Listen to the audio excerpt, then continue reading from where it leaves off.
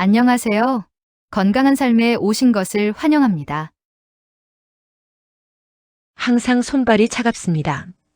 아마 지금 이 영상을 보고 계신 분들 중 상당수가 양말을 신고 주무시는 분들일 겁니다. 한여름에도 에어컨 앞에서 긴팔을 챙겨 입고 찬물은 엄두도 못 내고 아이스 아메리카노 한 잔만 마셔도 배가 살살 아파오는 분들. 그게 단순한 체질 탓이라고, 원래 그런 몸이라고 스스로를 설득해 오셨죠? 그런데 제가 오늘 말씀드리려는 건 그게 체질이 아니라는 겁니다. 타고난 운명이 아니라 그것은 신호입니다. 몸이 여러분께 보내는 아주 분명하고 절박한 경보 신호예요. 체온이 떨어지고 있다는, 면역의 성이 무너지고 있다는 신호. 자고 일어났는데 개운하지 않으신 분. 아침에 눈을 떴을 때 몸이 돌처럼 무겁고 하루 종일 피곤이 쌓인 채로 버티다 잠자리에 드는 악순환. 혹시 그렇지 않으세요? 환절기만 되면 어김없이 먼저 감기에 걸리시는 분. 주변 사람들은 멀쩡한데 혼자만 콧물을 훌쩍이고 있는 분. 면역력이 약한 건 알겠는데 대체 무엇을 어떻게 해야 할지 모르겠다고 하시는 분. 그 답이 오늘 이 영상 안에 있습니다.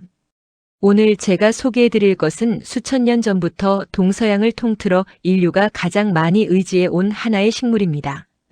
슈퍼푸드니 건강식품이니 화려한 이름 없이도 우리 할머니의 할머니 때부터 부엌 한켠에 자리를 지켜온 것 바로 생강입니다. 그냥 생강차 한 잔이잖아요 하고 넘어가려 하신다면 오늘 끝까지 봐주십시오. 여러분이 알고 계신 생강의 이야기는 전체의 10분의 1도 되지 않습니다. 오늘 저는 여러분이 모르고 있었던 생강의 진짜 얼굴을 과학과 역사와 의학의 눈으로 낱낱이 보여드리겠습니다. 먼저 한 가지 오해부터 풀어야 합니다. 많은 분들이 체온에 대해 이런 인식을 가지고 계세요. 36.5도면 정상 체온이니까 괜찮다고. 하지만 이게 함정입니다. 현대의학 연구에 따르면 1800년대 독일 의사 칼 분더리히가 정립한 인체 정상 체온 36.5에서 37도 기준이 지금의 현대인에게는 더 이상 그대로 적용되지 않습니다. 2020년 미국 스탠퍼드 대학교 연구팀이 발표한 논문에서는 현대인의 평균 체온이 과거보다 무려 0.4도가량 낮아졌다고 밝혔습니다. 생활 환경이 쾌적해지고 만성 염증이 줄면서 기초 대사량이 감소했기 때문이에요. 그런데 문제는 여기서 시작됩니다. 체온이 1도 떨어지면 면역력은 무려 30% 이상 저하된다는 겁니다. 이건 의학계에서 오래전부터 확인된 사실입니다. 반대로 체온이 1도 오르면 면역세포의 활성도가 약 5배에서 6배까지 높아집니다. 여러분의 몸이 스스로를 지키는 능력이 단 1도의 차이로 이렇게까지 달라집니다. 그런데 우리는 지금 어떻게 살고 있습니까? 에어컨 아래서 일하고 냉장고에서 꺼낸 찬 음식을 먹고 아이스 음료로 하루를 시작하고 밤늦게까지 스마트폰 불빛 앞에 앉아 있습니다. 몸을 따뜻하게 해주는 활동은 점점 줄어들고 몸을 차갑게 만드는 환경에는 점점 더 많이 노출되고 있어요. 뿐만 아닙니다. 많은 분들이 건강을 위해 생강차를 드시면서도 정작 가장 중요한 방법을 모르고 드시고 있습니다. 생강을 잘못 준비하고 잘못 배합하고 잘못된 시간에 드시면 아무리 마셔도 기대했던 효과의 절반도 얻지 못합니다. 오늘 이 영상에서 그 구체적인 이유를 알려드리겠습니다. 1497년 포르투갈의 탐험가 바스코 다 가마가 유럽인 최초로 아프리카 희망봉을 돌아 인도에 도달하는 항로를 개척했습니다. 역사책에서 한 번쯤 보셨을 이름이죠. 그런데 이 역사적인 항해의 진짜 목적이 무엇인지 아십니까? 금도 아니었습니다. 은도 아니었습니다. 당시 유럽 상류층이 목숨을 걸고 원했던 것은 향신료였습니다. 그 중에서도 특히 후추, 계피, 그리고 생강이었어요. 당시 유럽에서 생강 1kg의 가격은 양 한 마리 값과 맞먹었습니다. 현재 가치로 환산하면 수백만 원에 달하는 금액이었습니다. 왜 그랬을까요? 단순히 음식 맛을 내기 위해서였을까요? 아닙니다. 당시 유럽인들은 생강을 음식 보존제로 썼고 흑사병으로 죽어가는 사람들을 살리는 의약품으로 사용했습니다. 14세기 유럽 인구의 3분의 1을 쓸어버린 흑사병, 패스트가 창궐하던 시절 의사들은 생강을 물에 끓인 음료를 환자들에게 먹이고 생강즙을 몸에 문질렀습니다. 물론 당시에는 그 이유를 과학적으로 설명할 수 없었지만 경험적으로 생강이 병을 막아준다는 사실을 알고 있었던 거예요. 여기서 잠깐 더 충격적인 이야기를 하나 드리겠습니다. 조선시대 이야기입니다. 임진왜란 당시 이순신 장군의 난중일기에는 병사들의 몸 상태를 기록한 내용들이 나옵니다. 그리고 당시 조선 군영에서 병사들의 체력 관리와 질병 예방을 위해 빠지지 않고 지급했던 것이 있었는데 그것이 바로 생강이었습니다. 전장에서도 생강은 빠지지 않았던 것이죠. 그리고 동양에서 가장 오래된 의학서 중 하나인 중국 신농본 초경에는 생강이 이미 2000년 전에 명확히 기록되어 있습니다. 구역질을 멈추고 위를 따뜻하게 하며 한기를 몰아내는 상품 약재로 분류되어 있습니다. 상품이란 가장 등급이 높은 약재, 즉 오래 먹어도 독이 없고 몸을 근본적으로 이롭게 하는 약재를 뜻합니다. 이제 본론입니다. 조선시대 허준 선생이 편찬한 동의보감을 펼쳐봅니다. 동의보감 탕액편 체부의 생강은 이렇게 기록되어 있습니다. 생강은 맛이 맵고 성질이 따뜻하며 독이 없다. 담을 제거하고 기를 내리며 구토를 멈춘다. 비위를 따뜻하게 하여 소화를 돕고 풍안을 발산시킨다. 풍안. 바람과 차가운 기운을 몸 밖으로 내보낸다는 이야기입니다. 동의보감이 쓰인 1613년 당시에는 세균이나 바이러스의 개념이 없었습니다. 그러나 허준 선생은 차가운 기운이 몸에 들어오면 병이 생기고 생강이 그 차가운 기운을 몰아낸다는 것을 경험적으로 알고 있었어요. 이것이 현대의학적으로 무슨 의미인지 지금부터 정확하게 설명드리겠습니다. 생강의 핵심 유효 성분은 크게 두 가지입니다.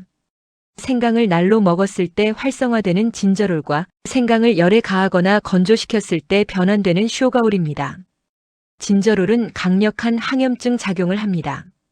2015년 국제학술지 저널 오브 에스노파마콜로지에 발표된 연구에서 진저롤은 염증을 유발하는 사이토카인인 인터루킨 1베타와 TNF-알파의 생성을 억제한다는 것이 입증되었습니다. 만성염증이 암, 심혈관 질환, 당뇨, 치매의 근본 원인으로 지목되고 있는 현대의학의 흐름에서 이것은 매우 중요한 발견입니다. 쇼가올은 더욱 강력합니다. 생강을 가열하거나 건조시키는 과정에서 진저롤의 일부가 쇼가올로 전환되는데 이 쇼가올은 진저롤보다 항산화 활성이 약 2배 이상 높습니다. 2010년 파이토케미스트리 저널에 발표된 연구에서는 쇼가올이 암세포의 자연사 아포토시스를 유도하고 암세포의 이동과 침습을 억제하는 효과가 있음을 보고했습니다. 그렇다면 동의보감에서 말한 비위를 따뜻하게 한다는 표현은 현대의학으로 어떻게 해석될까요? 생강의 진저롤과 쇼가올은 소화관 내벽의 평활근을 자극하여 연동운동을 활성화합니다. 쉽게 말하면 소화기관의 활동성을 높여줘요. 2014년 월드 저널 오브 게스트로엔테롤로지에 발표된 임상 연구에서 생강을 복용한 그룹은 위배출 속도가 평균 25% 이상 빨라졌다는 결과가 나왔습니다. 그리고 가장 중요한 부분, 체온 상승입니다. 2016년 일본 오사카 시립대학교 연구팀의 임상실험에서 생강 추출물을 복용한 그룹은 복용 후 1시간에서 2시간 사이에 피부 체표 온도가 평균 0.8도에서 1.1도 상승했다는 결과가 발표되었습니다. 생강에 포함된 진저롤이 말초 혈관을 확장시키고 혈액순환을 촉진하여 손발 끝까지 따뜻한 혈액이 공급되도록 하기 때문입니다. 동의보감이 말했던 차가운 기운을 몰아낸다는 표현이 400년이 지난 후에 현대과학으로 정확히 증명된 것입니다. 자, 이제 핵심 중의 핵심입니다. 많은 분들이 생강을 드시면서도 그 효과를 제대로 누리지 못하는 이유. 지금부터 말씀드리겠습니다. 이 내용이 오늘 영상에서 제가 가장 중요하게 전달하고 싶은 부분입니다. 첫 번째 함정. 생강과 절대 함께 먹으면 안 되는 것이 있습니다. 바로 찬 성질의 우유입니다. 많은 분들이 생강차를 만들 때 꿀을 넣고 우유를 조금 섞어서 부드럽게 드시는데 이것은 생강의 효능을 반토막 내는 행동입니다. 우유의 단백질 성분인 카제인이 진저롤과 결합하여 진저롤의 흡수율을 현저히 낮춥니다. 또한 우유는 동의보감에서 차가운 성질의 음식으로 분류되는데 따뜻한 성질의 생강과 한 번에 섭취하면 소화 과정에서 서로 상충하여 오히려 소화장애나 복부 팽만을 유발할 수 있습니다. 두 번째 함정. 생강을 너무 많이 드시는 것도 금물입니다. 많은 분들이 좋은 것은 많이 먹으면 더 좋다는 생각으로 생강을 하루에 수십 그램씩 드시는 경우가 있습니다. 하지만 생강은 하루 권장 섭취량이 있습니다. 세계보건기구 WHO에서는 성인 기준 하루 생강 섭취량을 2g에서 4g 이내로 권고하고 있습니다. 신선한 생강으로는 엄지손가락 한마디 정도의 양이에요. 이 양을 초과하면 혈액 희석 효과가 과도해져서 수술 전출혈 위험을 높이거나 특정 혈압약 및 혈액응고 억제제를 복용 중인 분들께는 심각한 상호작용을 일으킬 수 있습니다. 세 번째 함정이자 가장 많이 모르시는 사실. 생강의 섭취 시간과 형태에 따라 효능이 완전히 달라집니다. 아까 말씀드렸죠?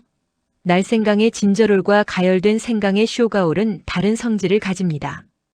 날생강, 즉 생으로 갈거나 얇게 저며서 드시면 진저롤이 활성화되어 주로 항염증, 항균, 메스꺼움 완화 효과가 강합니다. 반면 40분 이상 약불에 달이거나 건조시켜 만든 건강, 즉 말린 생강을 드시면 쇼가올이 극대화되어 체온 상승과 신부 체열 촉진 효과가 훨씬 강력해집니다. 동의보감에서도 이 둘을 구분했습니다. 허준 선생은 생강과 건강을 명백히 다른 약재로 분류했습니다. 생강은 주로 구토와 소화 불량을, 건강은 몸속 깊은 냉기를 몰아내는데 사용하도록 처방 기준을 달리했어요. 400년 전 한의학의 이 세밀한 구분이 오늘날 현대 분자생물학 연구를 통해 정확히 입증된 것입니다. 네 번째, 생강과 찰떡궁합인 조합이 있습니다. 면역력 강화 효과를 극대화하는 황금 배합을 알려드리겠습니다. 첫 번째는 계피입니다. 생강과 계피는 동의보감에서 함께 쓰이는 가장 대표적인 조합으로 둘 다 따뜻한 성질을 가지며 혈액순환을 촉진합니다. 현대 연구에서도 계피의 시나믹알데하이드 성분은 인슐린 저항성을 낮추는 효과가 있어 혈당 관리가 필요한 분들께 특히 좋은 조합입니다. 생강 2조각과 계피 스틱 하나를 함께 끓인 차는 면역력 부스터로서 최강의 조합입니다. 두 번째는 레몬입니다. 레몬의 비타민C는 면역세포인 자연살의 세포의 활성화를 도와주고 생강의 항산화 성분과 시너지 효과를 냅니다. 단 레몬은 반드시 차가 식은 뒤에 넣으셔야 합니다. 뜨거운 상태에서 레몬을 넣으면 비타민C가 열에 파괴됩니다. 이건 모르고 뜨거운 생강차에 레몬즙을 바로 넣어 드신 분들, 지금까지 비타민C를 버려오신 겁니다. 세 번째는 꿀입니다. 꿀의 항균 성분인 메틸글리옥살은 생강의 진저롤과 함께 상기도 감염 바이러스에 대한 방어 효과를 높여줍니다. 2021년 영국 옥스퍼드 대학교 연구팀이 발표한 메타 분석 연구에서 꿀을 포함한 식물 복합 제제가 상기도 감염 기간을 단축시키는데 항히스타민제나 기침 억제제보다 더 효과적이었다는 결과가 나왔습니다. 단 꿀은 일형 당뇨 환자나 혈당 관리가 필요한 분들께는 주의가 필요합니다. 자, 이제 실제로 여러분이 오늘 집에 가서 바로 만들 수 있는 레시피를 알려드리겠습니다. 이름하여 동서양 면역 생강차입니다. 준비물은 이렇습니다.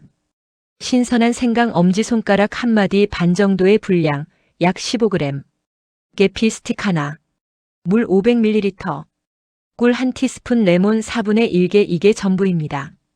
첫 번째 단계. 생강 손질입니다. 생강은 껍질째 사용하시는 것을 권장합니다. 생강 껍질에는 과육 못지않은 유효 성분이 집중되어 있고 특히 소화를 돕는 성분이 껍질 바로 아래층에 더 많이 분포하기 때문입니다. 물론 껍질은 반드시 깨끗하게 솔로 문질러 씻어주셔야 합니다. 생강 껍질을 제거하려면 숟가락 뒷면으로 긁으면 아주 쉽게 벗겨집니다. 칼을 쓰면 과육까지 낭비됩니다. 두 번째 단계. 생강을 편으로 얇게 썰어주세요. 두께는 0.3cm에서 0.5cm 정도가 적당합니다. 얇게 썰수록 표면적이 넓어져 진저롤과 쇼가올이 물에 더 잘 용출됩니다. 편으로 썰 때 결방향과 반대로 써시면, 즉 횡단면으로 썰면 섬유질이 끊어져 성분이 훨씬 잘 우러납니다. 세 번째 단계. 냄비에 물 500ml를 붓고 썰어둔 생강편과 계피 스틱을 함께 넣습니다. 강불로 끓이기 시작해서 보글보글 끓어오르면 약불로 낮추고 20분을 달입니다. 이 20분이 핵심입니다. 10분은 너무 짧아 슈거울로의 전환이 충분하지 않고 40분 이상은 향미 성분이 날아가 버립니다. 20분이 유효 성분과 향미의 균형점입니다. 네 번째 단계. 불을 끄고 5분에서 10분 정도 식혀줍니다. 60도 이하로 식었을 때 꿀을 넣어 저어줍니다. 절대 펄펄 끓는 상태에서 꿀을 넣지 마세요. 고온에서 꿀의 효소 성분이 파괴됩니다. 따뜻한 차에서 꿀이 서서히 녹으면서 항균 성분이 보존됩니다. 다섯 번째 단계. 머그잔에 따르고 레몬 4분의 1개를 짜서 넣어줍니다. 레몬은 반드시 차가 50도 이하로 내려갔을 때 넣어야 비타민C가 살아있습니다. 이 한 잔으로 여러분의 하루가 달라집니다. 이 차를 언제 드시는 게 가장 좋을까요? 아침 공복에 드시는 것을 강력히 권장드립니다. 공복 상태에서는 소화관 내 흡수율이 가장 높아서 생강의 유효 성분이 훨씬 빠르게 혈중으로 흡수됩니다. 단 위염이나 역류성 식도염이 있으신 분들은 공복 섭취가 자극이 될 수 있으니 식후 30분에 드시는 것이 좋습니다. 그리고 보관법도 알려드릴게요. 신선한 생강은 신문지에 싸서 서늘한 곳에 보관하시면 2주에서 3주는 거뜬합니다. 냉장고에 넣으시면 오히려 수분이 빠지고 말라버립니다. 장기 보관하실 때는 껍질을 벗긴 생강을 청결한 봉투에 넣어 냉동 보관하시면 6개월까지 사용 가능합니다. 냉동 생강은 강판에 갈면 아주 쉽게 갈립니다. 하나 더 생강 가루를 활용하시는 분들께 중요한 팁을 드립니다. 시중에 파는 생강 분말은 건강과 같은 원리로 슈거울 함량이 높습니다. 하지만 생강 가루는 향미 성분이 빠르게 산화되므로 개봉 후 반드시 밀폐 용기에 넣어 냉암소에 보관하셔야 합니다. 그리고 가루보다는 신선한 생강을 직접 달여 드시는 것이 유효 성분 면에서 훨씬 우수합니다. 저는 오늘 생강의 이야기를 여러분께 전해드리면서 내내 마음 한켠이 따뜻했습니다. 그 이유를 마지막으로 말씀드리고 싶어요. 이 작은 울퉁불퉁한 뿌리 하나에 인류의 수천 년 지혜가 담겨 있기 때문입니다. 흑사병이 유럽을 휩쓸었을 때도, 조선의 병사들이 전장에서 추위에 떨 때도, 허준 선생이 백성들의 병을 치료하려 붓을 들었을 때도 생강은 언제나 그 자리에 있었습니다. 화려하지 않았지만 묵묵히 그 자리를 지켰습니다. 그 모습이 어쩌면 지금 이 영상을 보고 계신 여러분과 닮아 있다는 생각을 했습니다. 화려하지 않아도 드러내지 않아도 매일매일 가족을 위해, 일을 위해 자신의 자리에서 묵묵히 하루를 버텨내고 계신 분들. 그렇게 뜨겁게 그러면서도 조용히 살아가고 계신 분들. 인도 의학 아유르베다에는 이런 가르침이 있습니다. 건강이란 뜨거움이고 병이란 차가움이다. 몸이 차다는 것은 단순히 체온이 낮다는 것이 아닙니다. 삶의 열기가 살고자 하는 의지의 불씨가 조금씩 꺼져가고 있다는 신호일 수 있습니다. 생강 한 잔을 끓이는 그 5분이 여러분 스스로를 위한 5분이 되어주기를 바랍니다. 아무것도 대단할 필요 없습니다. 생강 한 조각을 썰고 물에 넣고 끓이고 기다리는 그 단순한 행위 속에서 자신에게 이렇게 말해주세요. 나는 나를 챙길 자격이 있다. 라고. 동의보감을 쓴 허준 선생은 이런 말을 남겼습니다. 약이 먼데 있지 않고 일상의 음식 속에 있다. 그 말이 오늘날에도 여전히 유효합니다. 우리 몸이 필요로 하는 것들은 대부분 거창하지 않습니다. 매일 마시는 따뜻한 차 한 잔, 제대로 챙겨 먹는 아침 한 끼, 그리고 충분한 잠. 그런 작은 것들의 축적이 면역이 되고 건강이 되고 삶의 온도가 됩니다. 오늘 이 영상을 끝까지 봐주신 분들 정말 감사합니다. 여러분이 스스로의 몸에 관심을 기울인다는 것 자체가 이미 건강을 향한 첫 번째 발걸음입니다.